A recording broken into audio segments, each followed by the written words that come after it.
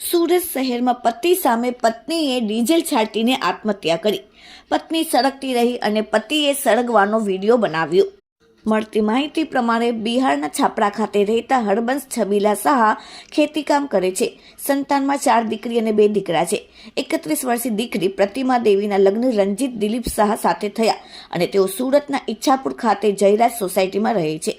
રંજીત અને પ્રતિમાએ ભાગીને લગ્ન કર્યા હતા. તેમને સંતાનમાં પુત્રી પ્રિયા, પુત્ર આદિત્ય અને અંકુશ છે. પતિ રંજીત નાની નાની વાતોમાં પ્રતિમા સાથે ઝઘડો કરતો હતો અને તે ગેરેજમાં નોકરી કરે છે. 4 જાન્યુઆરીએ પ્રતિમા સળગી ગઈ. શરીરે ડીઝલ છાંટી અગ્નિ સ્નાન કર્યું હોવા છતાં રંજીતે અગ્નિ સ્નાન તે દાઝી ગઈ હોવાનું જૂઠાણું બોલ્યું. ગંભીર રીતે દાઝી ગયેલી પ્રતિમાનું સિવિલ હોસ્પિટલમાં સારવાર દરમિયાન મોત થયું.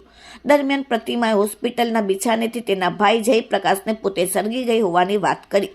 ત્યારબાદ બાળકોને પૂછતા જાણવા મળ્યું કે મકાનના ધાબા પર પડોશીએ ઘઉં સૂકવા મૂક્યા હતા, જે વેરવિખેર થઈ જતા બાળકો અંકુશ અને આદિત્યએ આ કરતૂત કર્યું હોવાની શંકા રાખી પિતાએ બંનેને ઠપકો આપ્યો અને સ્કૂલે જવાનું બંધ કરી દેવાની ધમકી આપી. જેથી પતિ રંજીતની બૂમાબૂમ સાંભળી પ્રતિમાએ વચ્ચે પડી છોકરાઓને કેમ ઠપકો આપો છો એવું કહેતા રંજીતે પ્રતિમા પર ભારે ગુસ્સો કરી મારઝૂડ કરી. આવેશમાં આવી પ્રતિમાએ મરી જવાની વાત કરી. ત્યારે રંજીતે કહ્યું કે ઘરમાં તેલ પડ્યું છે, લઈને સળગી જા. ઉશ્કેરાઈ કરતા પ્રતિમા ડીઝલ શરીરે છાંટીને સળગી ગઈ. એ સમયે રંજીતે પત્નીને બચાવવાને બદલે વિડીયો ઉતાર્યો અને તેને સળગાવવા દીધી. ગંભીર રીતે દાઝી ગયેલી પ્રતિમા દેવીને સારવાર માટે ખસેડવામાં આવ્યો, જ્યાં તેનું મોત નીપજ્યું. હાલમાં પોલીસે આપઘાતની દુષ્પ્રેરણા સહિતની ગંભીર કલમો હેઠળ ગુનો દાખલ કર્યો છે. પોલીસે વિડીયો ક્લિપ તથા સાક્ષીઓના નિવેદનને આધારે વધુ તપાસ હાથ ધરી. ઈચ્છાપુર પોલીસે રંજીત દિલીપ શાહ સામે દુષ્પ્રેરણાનો ગુનો નોંધીને ધરપકડ કરી છે. Bureau report, daily India TV, Surat.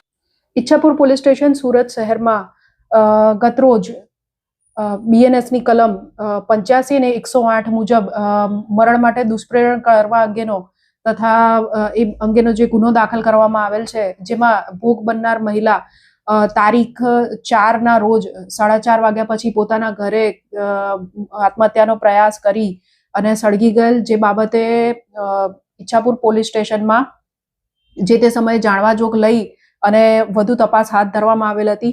આ તપાસ દરમિયાન નજીકના સાક્ષીઓ, મહિલાના પિયરના સભ્યો અને બાળકો વગેરેની પૂછપરછ કરવામાં આવેલ હતી અને તારીખ 11ના રોજ સારવાર દરમિયાન સદર ભોગ બનનાર મહિલાનું મરણ જતા વધુ તપાસ પોલીસ દ્વારા હાથ ધરી એડી દાખલ કરવામાં આવેલ હતી. ત્યારબાદ મહિલાના પિતાજી અને અન્ય સગાવાલાઓ એમના મૂળ વતન બિહાર ખાતેથી અત્રે આવીને ફરિયાદ આપતા અને ઈચ્છાપુર પોલીસ સ્ટેશનમાં આ અંગે વધુ તપાસ હાથ ધરતા એવી ગુનાહિત હકીકત જણાઈ આવેલ કે મહિલાનો જે પતિ છે રંજીત શાહ, તેના દ્વારા મહિલાને લગ્ન જીવનના ગાળા દરમિયાન જે 13 વર્ષનો છે માનસિક ત્રાસ આપવામાં આવતો હતો, ક્યારેક મારઝૂડ કરવામાં આવતી હતી અને બંનેની વચ્ચે તણાવભર્યા સંબંધો હતા, જેને લઈને તારીખ 4ના રોજ પતિ પત્ની વચ્ચે બાળકોના લઈને જે ઝઘડો થયો તેના પરિણામે પતિ દ્વારા તેઓને મરણ જવા માટે દુષ્પ્રેરણ આપેલું હતું, મરી જવા જણાવેલું હતું અને એ સંદર્ભે મહિલાને લાગી આવતા તેઓએ ઘરમાં પડેલું જે ડીઝલ હતું એનાથી આત્મહત્યા કરવા, પોતાના શરીરે છાંટી આત્મહત્યા કરવાની કોશિશ કરેલ, જેમાં વધુ દાઝી જતા તેઓને સારવાર માટે લઈ જવામાં આવેલ હતા. આ કામે મહિલાના પતિ રંજીત શાહની ઈચ્છાપુર પોલીસ સ્ટેશન દ્વારા ધરપકડ કરવામાં આવી છે અને તેઓને અરેસ્ટ કરી કાયદેસરની કાર્યવાહી તથા વધુ પૂછપરછ અને સાક્ષીઓના નિવેદનો વગેરે કાર્યવાહી ઈચ્છાપુર પોલીસ સ્ટેશન દ્વારા હાલ કરવામાં આવી રહી છે.